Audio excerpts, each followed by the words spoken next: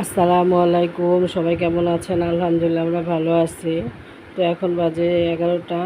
তো আজকে অফ ক্যামেরাতে নাস্তাটা করছি, নাস্তাটা শেয়ার করলাম না, কারণ আমাদের ঘরে নাস্তা আসলে যখন তোমাদের ভাইয়া বাসা থাকে তখনই নাস্তাটা আসলে শেয়ার করা হয়, কারণ আমাদের ঘরে তিনজন তিনভাবে তিন রকম টাইমে খায় ফেলাই, এই জন্য নাস্তাটা শেয়ার করতে পারলাম না।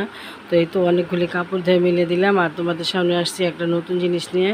তো আমি আসলে আমার এতটুকু বয়সে কখনো অনলাইনে কিছু আমি অর্ডার করি নাই, কোনো কিছু অর্ডার করি নাই আমার জানা শর্তে। তো এই হটপটটা অর্ডার করছিলাম দারাজ থেকে। তো প্রোডাক্টটা খুবই ভালো দিছে, খুবই সুন্দর দিছে। আমি না ভয় পাইছিলাম যে জিনিসটা আসলে ছোটো কিনা দেয়, তো দেখলাম যে না আসলে ঠিক আছে, ওদের কথার সাথে কাজের সাথে মিল আছে।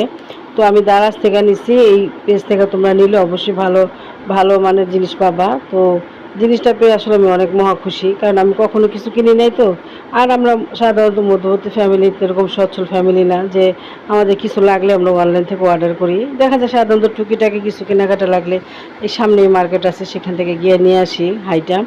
তো অর্ডার করছিলাম, তো ভাবছিলাম যে আসলে আসে কিনা, না ভালো দেয় না খারাপ দেয়। সবাই বলে যে অনলাইনে জিনিস ভালো হয় না। তো আমার ছোটো মেয়ে বললাম দিয়ে দেখো, ভালো না হলে আর দিবা না। তো ওই মাধ্যমে দিলাম, তো হটপটটা আসছে। তো আমি অনেক খুশি, জিনিসটা আসলে ভালোই আসছে। তো আজকে যে কালকে রাত্রে মাছ আনা হয়েছিল, সেই মাছটাও সকালে কাটলাম। তো মাছটা কাটা বাছা করে এখন ধুয়ে রেখে দেবো ফ্রিজে। তো আজকে একটু আমরা বাইরে যাওয়ার চিন্তা ভাবনা আছে, একটু রমনা পার্কে যাইতেছি এখন আমরা। তো এখানে আছে আমার বড় বোন, আমার আপা, আমার ভাগ্নি আছে, আমার মেয়েরা আছে, আলিফ ইয়ামিন আছে।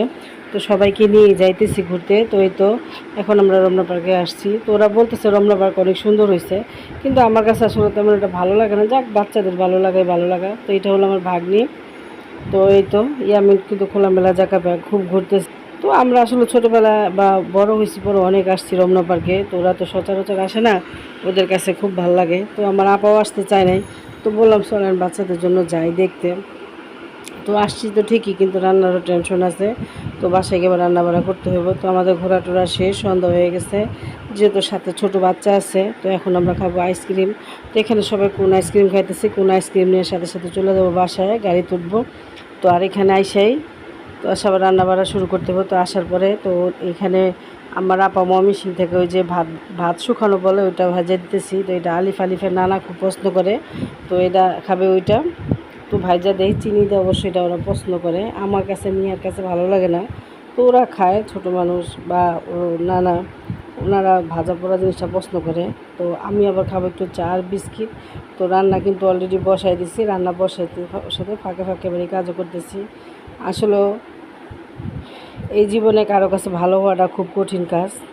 যত কিছুই করি বা যত ভালো কাজই করি না কেন, কারো মনের মতো হওয়াটা খুব কঠিন ব্যাপার। তো আজকে এখানেই রাখলাম। তো আল্লাহ হাফিজ।